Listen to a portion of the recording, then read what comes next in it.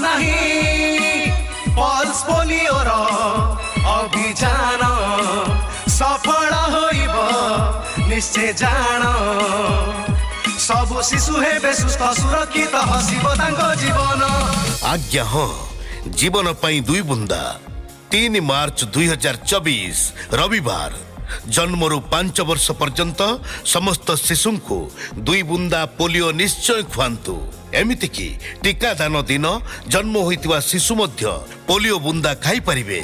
जमारू भूलिबेनी 3 मार्च 2024 रविवार। Polio बुंदा खुआई polio रोग को देबा हटाई। स्वास्थ्य और परिवार कल्याण विभाग ओडिशा।